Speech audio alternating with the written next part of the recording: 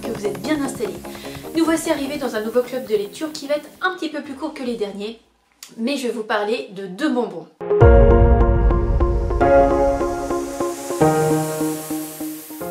Le premier, c'est Péché pâtissier, donc le 7e tome des Thé meurtriers d'Oxford, écrit par Ashik Rekana aux éditions City. Toujours de belles couvertures, et cette fois une petite nouveauté, le tome numéro 7. Et voilà, à partir du tome numéro 7, effectivement, il y aura des numéros. Et je sais que dans mon post Instagram concernant ce livre, j'ai fait une photo avec toute la série et je me suis aperçue que certains tomes n'étaient pas à la bonne place. Mais bon, l'essentiel c'est que j'ai la série et donc je vous parle de ce 7e tome. Donc ici, on est en fait à une période de bal. Et chaque année, il y a une célébrité qui est honorée. Et là, cette année, c'est un cuisinier qui d'ailleurs était dans le même collège d'Oxford que la meilleure amie de Gemma. Et donc ce cuisinier, il est un petit peu un but à personne, un peu d'égo, dirons-nous. Et puis, lors de ces événements, il va y avoir plein d'événements liés en fait autour du bal avec des sources de dédicaces, des démonstrations, etc. Sauf que Gemma va le retrouver mort. Donc je ne spoile rien, ça vient assez vite et puis c'est marqué aussi dans la 4e de couve. Et donc forcément une enquête va débuter. J'irai avec les vieilles chouettes comme d'habitude, même si cette fois-ci elles sont un petit peu moins présentes, des fois c'est bien aussi. On a toujours nos moments de rigolade, on a plein de choses qui se passent donc au niveau de sa famille, donc la famille de Gemma. D'ailleurs, il y a un élément assez important, enfin, elle va avoir un rendez-vous dans ce livre qui va être important, mais je n'en dirai pas plus, sauf vous, si vous avez déjà lu le tome 6, peut-être que vous allez avoir un indice, mais je ne dirai rien de plus. Il y a aussi, donc dans le tome 6, on avait un nouvel animal qui avait fait son apparition, et là il y en a encore un nouveau, mais vous verrez bien. En tout cas, moi c'est toujours un très bon moment que je passe avec Gemma. Et puis dans cet environnement, en fait, voilà, j'aime bien être là-bas, autour d'eux, avec eux.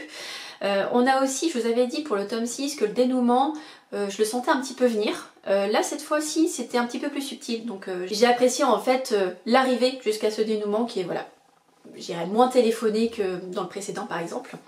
Et voilà, donc toujours un très bon moment que je passe en compagnie de Justine et Delphine, même si sur ce tome-là, je sais qu'elles sont un petit peu en décalé. Mais en tout cas, rendez-vous le mois prochain pour le tome 8 qui se nomme Advienne que mourra.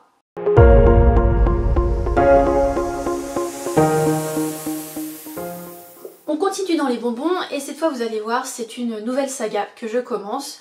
Mais pour une bonne raison.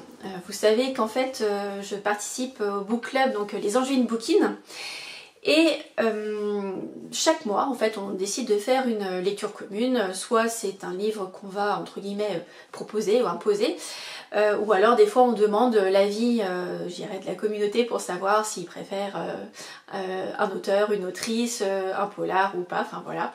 Et donc, pour le mois de mars, on a décidé, en fait, de faire une lecture commune, oui je mets un petit peu de guillemets parce que en fait on a décidé de laisser chacun faire son choix donc sur le premier tome d'une saga ou d'une série.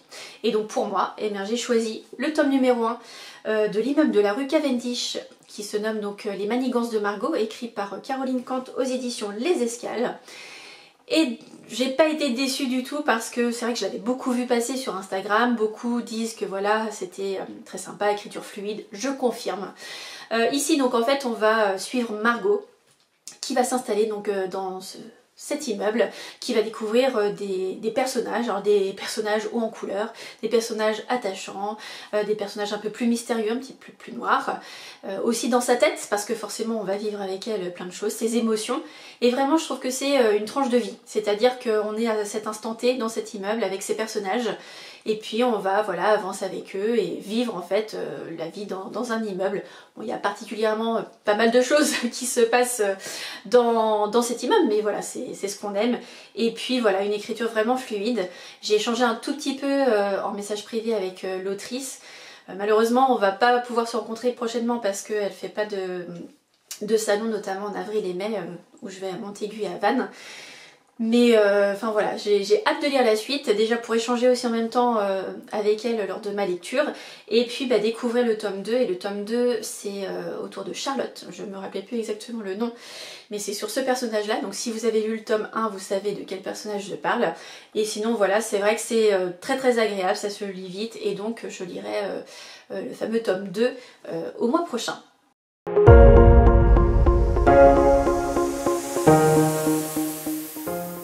Je ne vais pas laisser cette vidéo se terminer comme ça, je vais bien sûr vous parler de ma lecture en cours, qui n'est autre que le tome 5, La Sœur de la Lune, donc dans la saga des 7 sœurs de Lucinda Riley aux éditions Le Livre de Poche.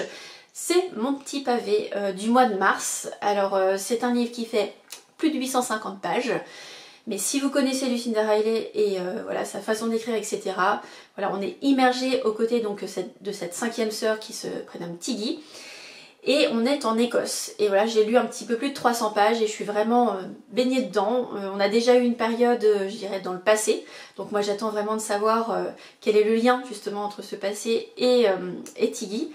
Mais voilà, un très bon moment, donc de toute façon je vous le dirai dans un prochain club de lecture. D'ailleurs le prochain sera certainement consacré à l'événement littéraire que je vais effectuer dans quelques heures maintenant, mais je vous partagerai en fait ce moment-là. Je vous l'avais promis, donc chose promise, chose due. En attendant, bah voilà, n'hésitez pas comme d'habitude à me mettre un petit pouce vers le haut, à me mettre un commentaire auquel je répondrai avec grand plaisir. Et puis bah, comme d'habitude, je vous souhaite de très bons moments, de très bonnes lectures et je vous dis à très bientôt.